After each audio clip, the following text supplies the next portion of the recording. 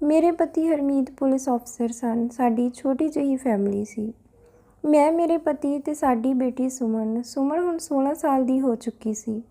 ਸਾਡੀ ਜ਼ਿੰਦਗੀ ਚੰਗੀ ਗੁਜ਼ਰ ਰਹੀ ਸੀ ਕਿ ਇੱਕ ਦਿਨ ਦਰਵਾਜ਼ਾ ਖੜਕਿਆ ਤੇ ਮੈਂ ਦਰਵਾਜ਼ਾ ਖੋਲ੍ਹਿਆ ਤਾਂ ਮੇਰੇ ਪੈਰਾਂ ਥੱਲਿਓਂ ਜ਼ਮੀਨ ਖਿਸਕ ਗਈ, ਕਿਉਂਕਿ ਮੇਰੇ ਪਤੀ ਹਰਮੀਤ ਬਹੁਤ ਘੱਟ ਬੋਲਦੇ ਹਨ। ਉਹਨਾਂ ਨੂੰ ਮੇਰਾ ਵੀ ਜ਼ਿਆਦਾ ਬੋਲਣਾ ਤੇ ਹੱਸਣਾ ਪਸੰਦ ਨਹੀਂ ਸੀ। ਵਿਆਹ ਦੇ 6 ਮਹੀਨੇ ਇਸ ਤਰ੍ਹਾਂ ਹੀ ਲੰਘ ਗਏ। ਕਹਿੰਦੇ ਹਨ ਕਿ ਪਤੀ ਜਿਸ ਹਾਲ ਵਿੱਚ ਖੁਸ਼ ਰੱਖੇ, ਉਸੇ ਹਾਲ ਵਿੱਚ ਪਤੀ ਦੇ ਨਾਲ ਖੁਸ਼ ਰਹਿਣਾ ਚਾਹੀਦਾ ਹੈ। ਮੈਂ ਕਦੇ ਆਪਣੇ ਪਤੀ ਨੂੰ ਕੋਈ ਸ਼ਿਕਾਇਤ ਨਹੀਂ ਕੀਤੀ, ਪਰ ਮੇਰੇ ਸਬਰ ਤੇ ਸਹਿਣਸ਼ੀਲਤਾ ਨੇ ਉਹਨਾਂ ਨੂੰ ਪਿਘਲਾ ਹੀ ਦਿੱਤਾ ਸੀ।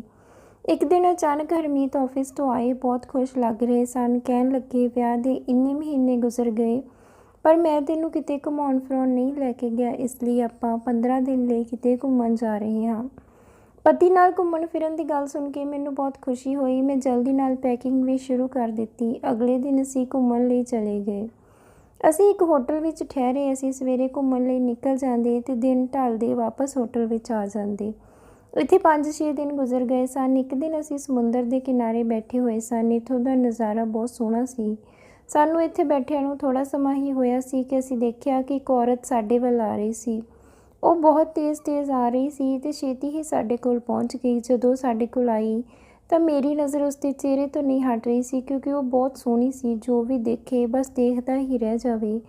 ਪਰ ਉਸਦੇ ਚਿਹਰੇ 'ਤੇ ਘਬਰਾਹਟ ਸੀ ਤੇ ਅੱਖਾਂ ਵਿੱਚ ਅਜੀਬ ਜਿਹਾ ਡਰ। ਉਸਦੇ ਹੱਥ ਕੰਬ ਰਹੇ ਸਨ। ਉਸਦੇ ਨਾਲ ਇੱਕ ਛੋਟੀ ਜਿਹੀ ਬੱਚੀ ਸੀ। ਉਸਨੇ ਕਿਹਾ, ਤੁਸੀਂ ਦੋਨੇ ਇੱਥੇ ਹੀ ਹੋ? ਤਾਂ ਅਸੀਂ ਕਿਹਾ, ਹਾਂ। ਉਹ ਕਹਿਣ ਲੱਗੀ ਕਿ ਮੇਰੀ ਬੱਚੀ ਨੂੰ ਥੋੜ੍ਹੀ ਦੇਰ ਤੱਕ ਸੰਭਾਲ ਲਵੋ, ਮੈਂ ਹੁਣੇ ਆਉਂਦੀ ਹਾਂ। ਅਸੀਂ ਕਿਹਾ, ਕੋਈ ਗੱਲ ਨਹੀਂ, ਤੁਸੀਂ ਇਸ ਨੂੰ ਸਾਡੇ ਕੋਲ ਛੱਡ ਜਾਓ। ਉਹ ਔਰਤ ਸਾਡਾ ਧੰਨਵਾਦ ਕਰਨ ਲੱਗੀ ਤੇ ਉਸ ਬੱਚੀ ਨੂੰ ਸਾਡੇ ਕੋਲ ਛੱਡ ਕੇ ਚਲੀ ਗਈ। ਉਹ ਬੱਚੀ ਤਾਂ ਆਪਣੀ ਮਾਂ ਵਾਂਗ ਹੀ ਬਹੁਤ ਸੋਹਣੀ ਸੀ। ਉਹ ਲਗਭਗ 2-2.5 ਸਾਲ ਦੀ ਸੀ। ਮੈਂ ਬੱਚੀ ਨੂੰ ਗੋਦ ਵਿੱਚ ਲਿਆ। ਮੇਰੇ ਅੰਦਰ ਵੀ ਮਮਤਾ ਜਾਗ ਪਈ। ਮੈਂ ਉਸਨੂੰ ਖਿਡਾਉਣ ਲੱਗੀ। ਉਹ ਮੇਰੇ ਨਾਲ ਹੱਸਣ ਖੇਡਣ ਲੱਗੀ। ਅਸੀਂ ਦੋਨੋਂ ਪਤੀ ਪਤਨੀ ਬੱਚੀ ਨੂੰ ਪਿਆਰ ਨਾਲ ਸੰਭਾਲਣ ਲੱਗੇ। ਪਰ 1 ਘੰਟਾ ਗੁਜ਼ਰ ਗਿਆ ਸੀ। ਉਸਦੀ ਮਾਂ ਵਾਪਸ ਨਹੀਂ ਆਈ ਸੀ। ਅਸੀਂ ਦੋਵੇਂ ਪਰੇਸ਼ਾਨ ਸੀ ਕਿ ਔਰਤ ਵਾਪਸ ਕਿਉਂ ਨਹੀਂ ਆਈ। ਅਸੀਂ ਉਸਦਾ ਬਹੁਤ ਦੇਰ ਤੱਕ ਇੰਤਜ਼ਾਰ ਕੀਤਾ, ਪਰ ਉਹ ਨਹੀਂ ਆਈ। ਅਸੀਂ ਬੱਚੀ ਨੂੰ ਛੱਡ ਕੇ ਵੀ ਨਹੀਂ ਜਾ ਸਕਦੇ ਸੀ, ਇਸ ਲਈ ਉਸ ਬੱਚੀ ਨੂੰ ਆਪਣੇ ਨਾਲ ਹੀ ਲੈ ਗਏ। ਸ਼ਾਇਦ ਕੱਲ੍ਹ ਉਸਦੀ ਮਾਂ ਵਾਪਸ ਆ ਜਾਵੇ। ਅਗਲੇ ਕਈ ਦਿਨਾਂ ਤੱਕ ਇੰਤਜ਼ਾਰ ਕੀਤਾ, ਪਰ ਉਹ ਨਹੀਂ ਆਈ। ਅਸੀਂ ਆਸ-ਪਾਸ ਤੋਂ ਵੀ ਪਤਾ ਕੀਤਾ ਕਿ ਉਸਦੇ ਮਾਂ-ਬਾਪ ਬਾਰੇ ਕੁਝ ਪਤਾ ਚੱਲ ਸਕੇ, ਪਰ ਕੁਝ ਪਤਾ ਨਹੀਂ ਚੱਲਿਆ। ਇਸ ਲਈ ਮਜਬੂਰਨ ਉਸ ਬੱਚੀ ਨੂੰ ਸਾਨੂੰ ਆਪਣੇ ਨਾਲ ਘਰ ਲਿਆਉਣਾ ਪਿਆ। ਘਰ ਆ ਕੇ ਮੈਂ ਬੱਚੀ ਨੂੰ ਬਹੁਤ ਲਾਡ ਪਿਆਰ ਕੀਤਾ। ਹੁਣ ਉਹ ਸਾਡੇ ਨਾਲ ਘੁਲ ਮਿਲ ਗਈ ਸੀ। ਮੈਂ ਉਸਦਾ ਨਾਮ ਸੁਮਨ ਰੱਖ ਲਿਆ। ਪਰ ਸਾਡੇ ਦੋਨਾਂ ਦੇ ਮਨ ਵਿੱਚ ਇਸ ਬੱਚੀ ਦੀ ਮਾਂ ਬਾਰੇ ਖਟਕ ਰਹੀ ਸੀ ਕਿ ਉਸਦੀ ਮਾਂ ਇਸ ਬੱਚੀ ਨੂੰ ਸਾਡੇ ਕੋਲ ਛੱਡ ਕੇ ਕਿੱਥੇ ਚਲੀ ਗਈ। ਹੌਲੀ-ਹੌਲੀ ਸਮਾਂ ਬੀਤਦਾ ਗਿਆ। ਸੁਮਨ ਹੁਣ 6-7 ਸਾਲ ਦੀ ਹੋ ਗਈ ਸੀ। ਉਹ ਮੈਨੂੰ ਆਪਣੀ ਮਾਂ ਸਮਝਦੀ ਤੇ ਮਾਂ ਕਹਿ ਕੇ ਬੁਲਾਉਂਦੀ। ਪਰ ਇੱਕ ਦਿਨ ਹਰਮੀਤ ਨੇ ਮੈਨੂੰ ਕਿਹਾ ਕਿ ਆਪਾਂ ਸੁਮਨ ਨੂੰ ਅਨਾਥ ਆਸ਼ਰਮ ਛੱਡ ਦਿੰਦੇ ਹਾਂ। ਪਰ ਮੈਂ ਇਸ ਗੱਲ ਨਾਲ ਸਹਿਮਤ ਨਹੀਂ ਸੀ, ਕਿਉਂਕਿ ਹੁਣ ਤੱਕ ਸਾਡਾ ਵੀ ਕੋਈ ਬੱਚਾ ਨਹੀਂ ਸੀ ਤੇ ਮੈਂ ਸੁਮਨ ਨੂੰ ਆਪਣੀ ਬੱਚੀ ਹੀ ਸਮਝਦੀ ਸੀ। ਮੇਰੇ ਸਮਝਾਉਣ 'ਤੇ ਹਰਮੀਤ ਮੰਨ ਗਏ। ਅਸੀਂ ਉਸਨੂੰ ਆਪਣੀ ਧੀ ਵਾਂਗ ਪਿਆਰ ਕਰਦੇ। ਸੁਮਨ ਆਪਣੀ ਮਾਂ 'ਤੇ ਗਈ ਸੀ। ਇੱਕ ਦਿਨ ਹਰਮੀਤ ਆਫਿਸ ਗਏ ਸਨ। ਉਸ ਦਿਨ ਸੁਮਨ ਵੀ ਠੀਕ ਨਹੀਂ ਸੀ, ਇਸ ਲਈ ਉਹ ਵੀ ਮੇਰੇ ਨਾਲ ਘਰ ਹੀ ਸੀ। ਕੁਝ ਸਮੇਂ ਬਾਅਦ ਦਰਵਾਜ਼ਾ ਖੜਕਿਆ। ਮੈਂ ਦਰਵਾਜ਼ਾ ਖੋਲ੍ਹਿਆ ਤਾਂ ਮੇਰੇ ਪੈਰਾਂ ਥੱਲਿਓਂ ਜ਼ਮੀਨ ਖਿਸਕ ਗਈ। ਦਰਵਾਜ਼ੇ 'ਤੇ ਮੇਰਾ ਪਤੀ ਹਰਮੀਤ ਸਨ ਤੇ ਉਹਨਾਂ ਨਾਲ ਉਹੀ ਔਰਤ ਸੀ ਜੋ ਆਪਣੀ ਬੱਚੀ ਨੂੰ ਸਾਡੇ ਕੋਲ ਛੱਡ ਗਈ ਸੀ। ਇੰਨੇ ਸਾਲਾਂ ਬਾਅਦ ਉਹ ਸਾਡੇ ਘਰ ਕਿਵੇਂ ਆ ਗਈ? ਉਸਨੂੰ ਦੇਖ ਕੇ ਮੇਰੇ ਮਨ ਵਿੱਚ ਕਈ ਸਵਾਲ ਉੱਠਣ ਲੱਗੇ ਕਿ ਕਿਤੇ ਮੇਰੇ ਪਤੀ ਨੇ ਇਸ ਔਰਤ ਨਾਲ ਦੂਜਾ ਵਿਆਹ ਤਾਂ ਨਹੀਂ ਕੀਤਾ ਸੀ। ਕਿਸੇ ਕਾਰਨ ਕਰਕੇ ਉਹ ਬੱਚੀ ਨੂੰ ਸਾਡੇ ਕੋਲ ਛੱਡ ਕੇ ਚਲੀ ਗਈ ਹੋਵੇ। ਮੇਰੇ ਚਿਹਰੇ 'ਤੇ ਹੈਰਾਨੀ ਸਾਫ਼ ਝਲਕ ਰਹੀ ਸੀ। ਆਪਣੇ ਪਤੀ ਦੇ ਕਹਿਣ 'ਤੇ ਮੈਂ ਉਸ ਔਰਤ ਨੂੰ ਘਰ ਦੇ ਅੰਦਰ ਲੈ ਆਈ।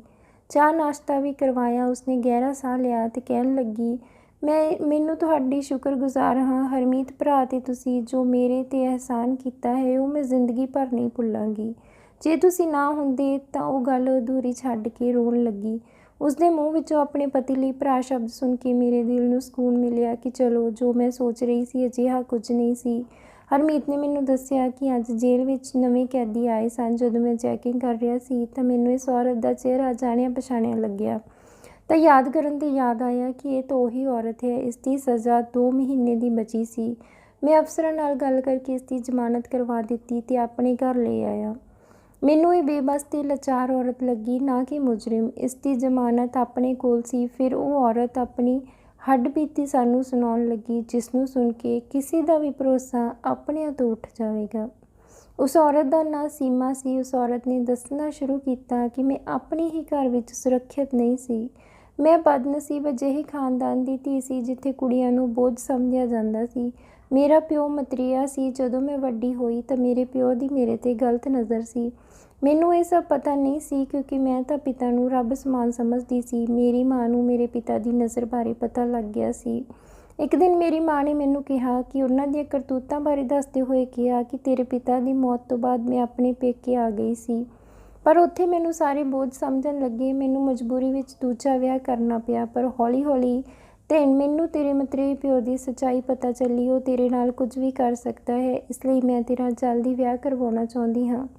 ਪਰ ਕਿਸਮਤ ਨੂੰ ਕੁਝ ਹੋਰ ਹੀ ਮਨਜ਼ੂਰ ਸੀ। ਇੱਕ ਦਿਨ ਅਚਾਨਕ ਮੇਰੀ ਮਾਂ ਦੀ ਦਿਲ ਦਾ ਦੌਰਾ ਪੈਣ ਕਰਕੇ ਮੌਤ ਹੋ ਗਈ ਤੇ ਫਿਰ ਉਹੀ ਹੋਇਆ ਜਿਸ ਦਾ ਡਰ ਸੀ। ਉਸ ਆਦਮੀ ਨੇ ਮੇਰੀ ਇੱਜ਼ਤ ਤਾਰ-ਤਾਰ ਕਰ ਦਿੱਤੀ।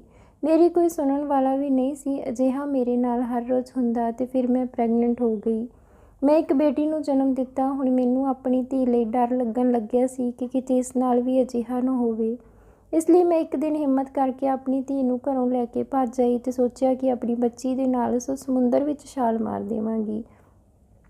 ਪਰ ਤੁਹਾਨੂੰ ਦੇਖਣ ਤੋਂ ਬਾਅਦ ਮੈਨੂੰ ਤੁਸੀਂ ਭਲੇ ਲੋਕ ਲੱਗੇ। ਮੇਰੇ ਮਨ ਵਿੱਚ ਹਜ਼ਾਰਾਂ ਖਿਆਲ ਆ ਰਹੇ ਸਨ, ਪਰ ਫਿਰ ਵੀ ਮੈਂ ਦਿਲ 'ਤੇ ਪੱਥਰ ਰੱਖ ਕੇ ਆਪਣੀ ਬੱਚੀ ਨੂੰ ਤੁਹਾਡੇ ਹਵਾਲੇ ਕਰ ਦਿੱਤਾ ਤੇ ਕੁਝ ਦੂਰ ਜਾ ਕੇ ਮੈਂ ਸਮੁੰਦਰ ਵਿੱਚ ਛਾਲ ਮਾਰ ਦਿੱਤੀ। ਪਰ ਕਿਸਮਤ ਨੂੰ ਫਿਰ ਕੁਝ ਹੋਰ ਹੀ ਮਨਜ਼ੂਰ ਸੀ। ਛਾਲ ਤਾਂ ਮੈਂ ਮਾਰ ਦਿੱਤੀ ਸੀ, ਪਰ ਜਦੋਂ ਮੇਰੀ ਅੱਖ ਖੁੱਲ੍ਹੀ ਤਾਂ ਮੈਂ ਕੁਝ ਮਛੇਰਿਆਂ ਦੇ ਘਰ ਵਿੱਚ ਸੀ। ਉਹਨਾਂ ਨੇ ਮੈਨੂੰ ਹੋਸ਼ ਵਿੱਚ ਤਾਂ ਲੈ ਆਂਦਾ, ਪਰ ਮੇਰੀ ਖੂਬਸੂਰਤੀ ਦੇਖ ਕੇ ਮੈਨੂੰ ਵੇਚਣ ਦਾ ਇਰਾਦਾ ਕਰ ਲਿਆ। ਇਹ ਸਭ ਸੁਣ ਕੇ ਮੈਂ ਡਰ ਗਈ ਸੀ ਕਿ ਜਿਸ ਮੁਸੀਬਤ ਤੋਂ ਛੁਟਕਾਰਾ ਪਾਉਣਾ ਚਾਹੁੰਦੀ ਸੀ, ਉਹ ਫਿਰ ਮੇਰੇ ਗਲੇ ਵਿੱਚ ਅਟਕ ਗਈ। ਸਾਰੇ ਪੈਸਿਆਂ ਦੇ ਹੀ ਭੁੱਖੇ ਹਨ। ਮੇਰੇ ਲੱਖ ਮਨ੍ਹਾ ਕਰਨ ਤੇ ਰੋਣ ਦੇ ਬਾਵਜੂਦ ਵੀ ਉਹਨਾਂ ਨੇ ਮੇਰੀ ਇੱਕ ਨਾ ਸੁਣੀ ਤੇ ਮੈਨੂੰ ਕੋਠੇ 'ਤੇ ਵੇਚ ਦਿੱਤਾ। ਪਰ ਇੱਕ ਦਿਨ ਉਸ ਕੋਠੇ 'ਤੇ ਛਾਪਾ ਪਿਆ ਤੇ ਹੋਰ ਔਰਤਾਂ ਨਾਲ ਮੈਂ ਵੀ ਫੜੀ ਗਈ। ਪੁਲਿਸ ਥਾਣੇ ਆ ਕੇ ਮੈਂ ਚੈਨ ਦਾ ਸਾਹ ਲਿਆ ਕਿ ਇੱਥੇ ਤਾਂ ਸੁਰੱਖਿਅਤ ਰਹਾਂਗੀ। ਇੱਥੇ ਹੀ ਮੇਰੀ ਮੁਲਾਕਾਤ ਹਰਮੀਤ ਭਰਾ ਨਾਲ ਹੋਈ। ਇਹਨਾਂ ਨੇ ਮੇਰੀ ਜ਼ਮਾਨਤ ਕਰਵਾਈ ਤੇ ਮੈਨੂੰ ਇੱਥੇ ਲੈ ਆਏ। ਹੁਣ ਮੇਰੀ ਕਿਸਮਤ ਦਾ ਫੈਸਲਾ ਤੁਹਾਡੇ ਹੱਥ ਵਿੱਚ ਹੈ। ਜੇ ਤੁਸੀਂ ਕਹੋਗੇ ਤਾਂ ਮੈਂ ਇੱਥੇ ਰਹਾਂਗੀ, ਨਹੀਂ ਤਾਂ ਤੁਸੀਂ ਮੈਨੂੰ ਕਿਸੇ ਆਸ਼ਰਮ ਵਿੱਚ ਛੱਡ ਦੇਵੋ। ਪਰ ਤੁਸੀਂ ਮੇਰੀ ਸੱਚਾਈ ਮੇਰੀ ਧੀ ਨੂੰ ਨਾ ਦੱਸਿਓ ਕਿ ਮੈਂ ਉਸ ਦੀ ਮਾਂ ਹਾਂ। ਸੀਮਾ ਦੀ ਕਹਾਣੀ ਸੁਣ ਕੇ ਸਾਡੀਆਂ ਦੋਨਾਂ ਦੀਆਂ ਅੱਖਾਂ ਭਰ ਆਈਆਂ। ਅਸੀਂ ਵਾਅਦਾ ਕੀਤਾ ਕਿ ਅਸੀਂ ਸੁਮਨ ਨੂੰ ਕੁਝ ਨਹੀਂ ਦੱਸਾਂਗੇ, ਪਰ ਸੀਮਾ ਨੂੰ ਕਿਹਾ ਕਿ ਤੂੰ ਸਾਡੇ ਨਾਲ ਹੀ ਰਹੇਂਗੀ। ਤੂੰ ਹਰਮੀਤ ਨੂੰ ਆਪਣਾ ਭਰਾ ਮੰਨਿਆ ਹੈ ਤੇ ਇਹ ਤੇਰਾ ਘਰ ਹੈ। ਇਹ ਗੱਲ ਸੁਣ ਕੇ ਸੀਮਾ ਖੁਸ਼ ਹੋ ਗਈ ਕਿ ਹੁਣ ਆਪਣੀ ਧੀ ਨਾਲ ਹਰ ਵਕਤ ਰਹੇਗੀ। ਜਦੋਂ ਸੀਮਾ ਨੇ ਸੁਮਨ ਬਾਰੇ ਪੁੱਛਿਆ ਤਾਂ ਉਸਨੂੰ ਕਹਿ ਦਿੱਤਾ ਕਿ ਹਰਮੀਤ ਦੀ ਦੂਰ ਦੀ ਰਿਸ਼ਤੇਦਾਰੀ ਵਿੱਚੋਂ ਭੈਣ ਹੈ ਤੇ ਹੁਣ ਉਹ ਆਪਣੇ ਨਾਲ ਹੀ ਰਹੇਗੀ ਕਿਉਂਕਿ ਉਸਦਾ ਇਸ ਦੁਨੀਆ ਵਿੱਚ ਕੋਈ ਨਹੀਂ ਹੈ। ਸੁਮਨ ਸੀਮਾ ਨੂੰ ਆਪਣੀ ਭੂਆ ਸਮਝਣ ਲੱਗੀ। ਹੁਣ ਅਸੀਂ ਸਾਰੇ ਖੁਸ਼ੀ-ਖੁਸ਼ੀ ਇਕੱਠੇ ਰਹਿੰਦੇ ਹਾਂ। ਦੁਨੀਆ ਦਾ ਹਰ ਇਨਸਾਨ ਬੁਰਾ ਨਹੀਂ ਹੁੰਦਾ, ਬਹੁਤ ਲੋਕ ਚੰਗੇ ਵੀ ਹੁੰਦੇ ਹਨ।